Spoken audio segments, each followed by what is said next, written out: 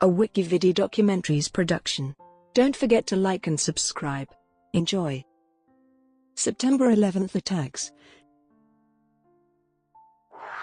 The September 11th attacks were a series of 4 coordinated terrorist attacks by the Islamic terrorist group al-Qaeda against the United States on the morning of Tuesday, September 11, 2001.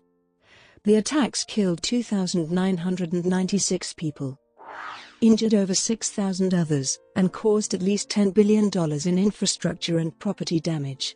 Additional people died of 9/11-related cancer and respiratory diseases in the months and years following the attacks. 4 passenger airliners operated by 2 major U.S. passenger air carriers, all of which departed from airports in the northeastern part of the United States bound for California, were hijacked by 19 al-Qaeda terrorists. 2 of the planes, American Airlines Flight 11 and United Airlines Flight 175, were crashed into the north and south towers, respectively, of the World Trade Center complex in Lower Manhattan. Within an hour and 42 minutes, both 110-story towers collapsed. Debris and the resulting fires caused a partial or complete collapse of all other buildings in the World Trade Center complex, including the 47-story 7 World Trade Center tower, as well as significant damage to 10 other large surrounding structures. A third plane, American Airlines Flight 77, was crashed into the Pentagon in Arlington County, Virginia, which led to a partial collapse of the building's west side. The fourth plane, United Airlines Flight 93, was initially flown toward Washington, D.C., but crashed into a field in Stony Creek Township near Shanksville, Pennsylvania, after its passengers thwarted the hijackers. 9/11 is the single deadliest terrorist attack in human history and the single deadliest incident for firefighters and law enforcement officers in the history of the United States, with 343 and 72 killed, respectively. Suspicion quickly fell on al-Qaeda.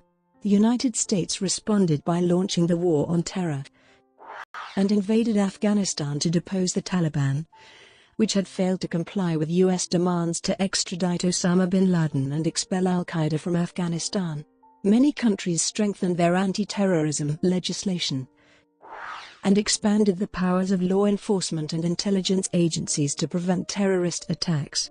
Although al-Qaeda's leader, Osama bin Laden, initially denied any involvement, in 2004 he claimed responsibility for the attacks. Al-Qaeda and bin Laden cited U.S. support of Israel, the presence of U.S. troops in Saudi Arabia, and sanctions against Iraq as motives. After evading capture for almost a decade, Osama bin Laden was located and killed in Pakistan by SEAL Team 6 of the U.S. Navy in May 2011. The destruction of the World Trade Center and nearby infrastructure seriously harmed the economy of Lower Manhattan and had a significant effect on global markets, which resulted in the closing of Wall Street until September 17 and the civilian airspace in the U.S. and Canada until September 13. Many closings, evacuations, and cancellations followed, out of respect or fear of further attacks. Cleanup of the World Trade Center site was completed in May 2002, and the Pentagon was repaired within a year. On November 18, 2006, construction of One World Trade Center began at the World Trade Center site. The building was officially opened on November 3, 2014. Numerous memorials have been constructed, including the National September 11th Memorial and Museum in New York City, the Pentagon Memorial in Arlington County, Virginia, and the Flight 93 National Memorial in a field in Stony Creek Township near Shanksville, Pennsylvania. Al-Qaeda. The origins of al-Qaeda can be traced to 1979 when the Soviet Union invaded Afghanistan. Osama bin Laden traveled to Afghanistan and helped organize Arab Mujahideen to resist the Soviets. Under the guidance of Ayman al-Zawahiri, bin Laden became more radical. In 1996, bin Laden issued his first fatwa, calling for American soldiers to leave Saudi Arabia. In a second fatwa in 1998, bin Laden outlined his objections to American foreign policy with respect to Israel, as well as the continued presence of American troops in Saudi Arabia after the Gulf War. Bin Laden used Islamic texts to exhort Muslims to attack Americans until the stated grievances are reversed. Muslim legal scholars have throughout Islamic history unanimously agreed that the jihad is an individual duty if the enemy destroys the Muslim countries, according to bin Laden. Osama bin Laden. Bin Laden orchestrated the attacks and initially denied involvement, but later recanted his false statements. Al Jazeera broadcast a statement by bin Laden on September 16, 2001, stating, "I stress that I have not carried out this act, which appears to have been carried out by individuals with their own motivation." In November 2001, U.S. forces recovered a videotape from a destroyed house in Jalalabad, Afghanistan. In the video, bin Laden is seen talking to Khalid al-Harbi and admits foreknowledge of the attacks. On December 27, 2001, a second bin Laden video was released. In the video, he said, but he stopped short of admitting responsibility for the attacks. The transcript refers several times to the United States specifically targeting Muslims. Shortly before the U.S. presidential election in 2004, bin Laden used a taped statement to publicly acknowledge al-Qaeda's involvement in the attacks on the United States. He admitted his direct link to the attacks and said they were carried out because bin Laden said he had personally directed his followers to attack the World Trade Center and the Pentagon. Another video obtained by Al Jazeera in September 2006 shows bin Laden with Ramzi bin al-Sheikh, as well as two hijackers, Hamza al-Ghamdi and Wael al-Shari, as they make preparations for the attacks. The U.S. never formally indicted bin Laden for the 9/11 attacks, but he was on the FBI's most wanted list for the bombings of the U.S. embassies in Dar es Salaam, Tanzania, and Nairobi, Kenya. After a 10-year manhunt, bin Laden was killed by American Special Forces in a compound in Abbottabad, Pakistan on May 2, 2011. Khalid Sheikh Mohammed. Journalist Yusri Fowder of the Arabic television channel Al Jazeera reported that, in April 2002, Khalid Sheikh Mohammed admitted his involvement, along with Ramzi bin al-Sheikh. The 9/11 Commission report determined that the animosity towards the United States felt by Mohammed, the principal architect of the 9/11 attacks, stemmed from his violent disagreement with the U.S. foreign policy favoring Israel. Mohammed was also an advisor and financier of the 1993 World Trade Center bombing and the uncle of Ramzi Youssef, the lead bomber in that attack. Mohammed was arrested on March 1, 2003, in Rawalpindi, Pakistan, by Pakistani security officials working with the CIA. He was then held at multiple CIA secret prisons in Guantanamo Bay where he was interrogated and tortured with methods including waterboarding. During U.S. hearings at Guantanamo Bay in March 2007, Mohammed again confessed his responsibility for the attacks, stating he was responsible for the 9/11 operation from A to Z, and that his statement was not made under duress. Other al-Qaeda members. In substitution for testimony of Khalid Sheikh Mohammed, from the trial of Zacarias Moussaoui, 5 people are identified as having been completely aware of the operation's details. They are bin Laden, Khalid Sheikh Mohammed, Ramzi bin al-Sheikh, Abu Turab al-Uduni, and Mohammed Atif. To date, only peripheral figures have been tried or convicted for the attacks. On September 26, 2005, the Spanish High Court sentenced Abu Darda to 27 years in prison for conspiracy on the 9/11 attacks and being a member of the terrorist organization al-Qaeda. At the same time, another 17 al-Qaeda members were sentenced to penalties of between 6 and 11 years. On February 16, 2006, the Spanish Supreme Court reduced the Abu Darda penalty to 12 years, because it considered that his participation in the conspiracy was not proven. Also in 2006, Moussaoui, who some originally suspected might have been the assigned 20th hijacker, was convicted for the lesser role of conspiracy to commit acts of terrorism and air piracy. He was sentenced to life without parole in the United States. Munir al-Mutasaddiq, an associate of the Hamburg-based hijackers, is serving 15 years in Germany for his role in helping the hijackers prepare for the attacks. The Hamburg cell in Germany included radical Islamists who eventually came to be key operatives in the 9/11 attacks.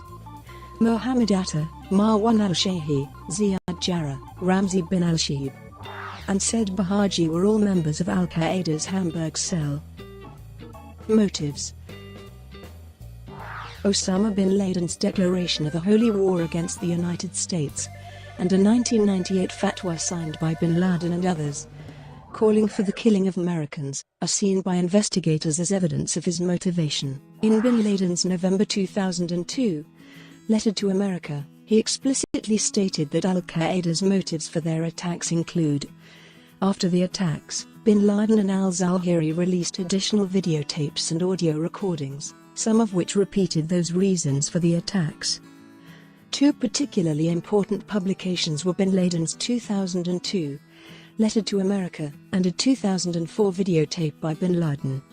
Bin Laden interpreted Mohammed as having banned the permanent presence of infidels in Arabia. In 1996, bin Laden issued a fatwa calling for American troops to leave Saudi Arabia. In 1998, al-Qaeda wrote, "For over 7 years the United States has been occupying the lands of Islam in the holiest of places, the Arabian Peninsula, plundering its riches, dictating to its rulers, humiliating its people, terrorizing its neighbors, and turning its bases in the peninsula into a spearhead through which to fight the neighboring Muslim peoples." In a December 1999 interview, bin Laden said he felt that Americans were too near to Mecca, and considered this a provocation to the entire Muslim world.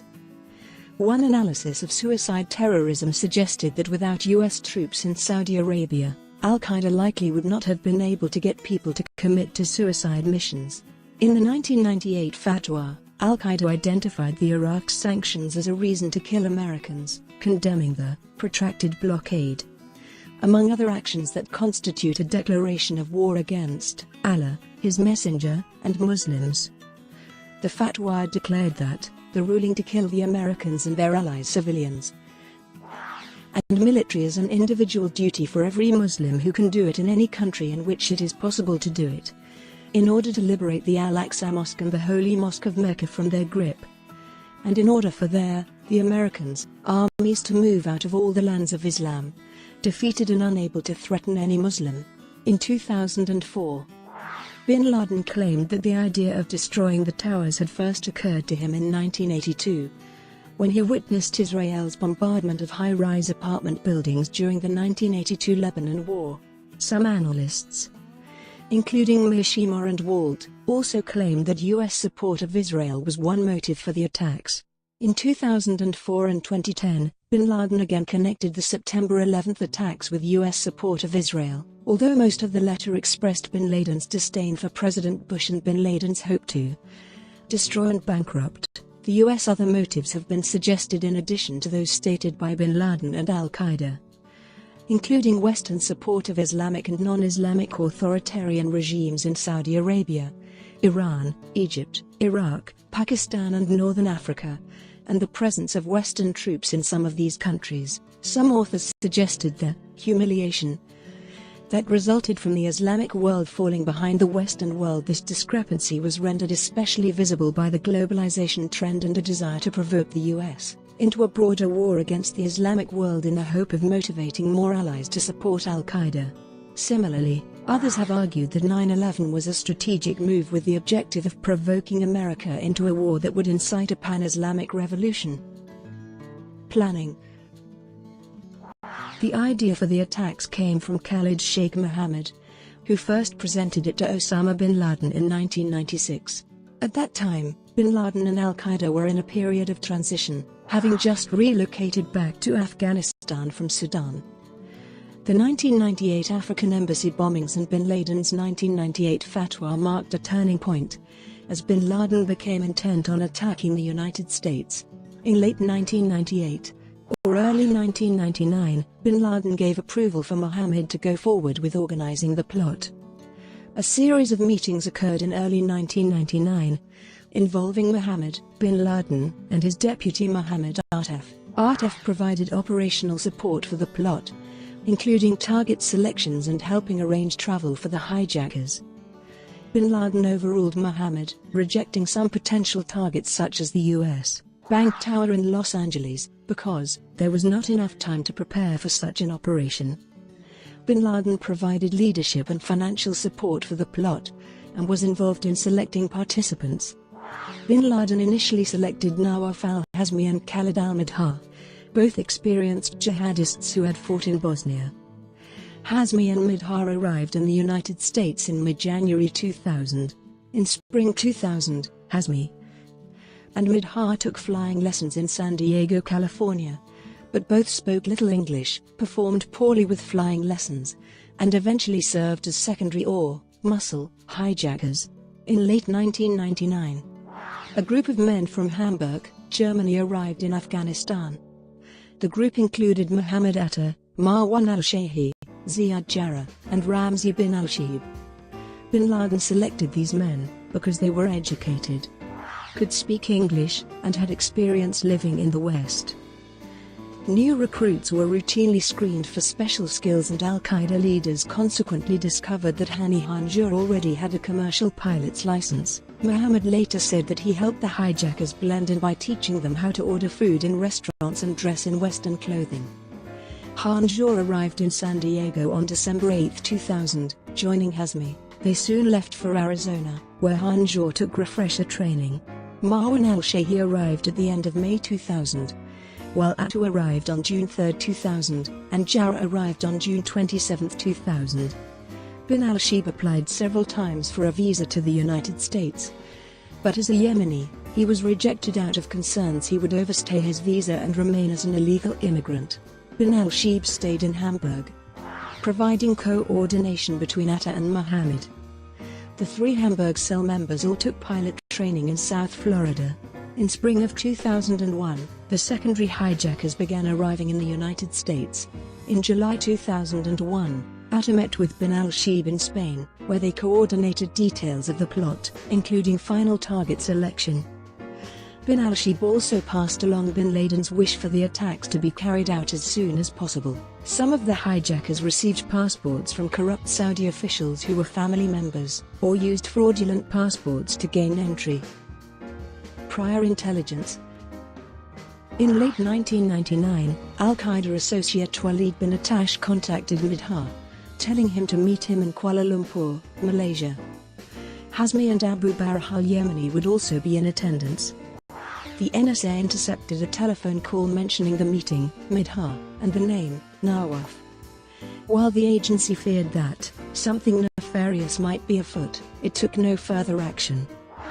The CIA had already been alerted by Saudi intelligence to the status of Midhar and Hazmi as al-Qaeda members, and a CIA team broke into Midhar's Dubai hotel room and discovered that Midhar had a US visa.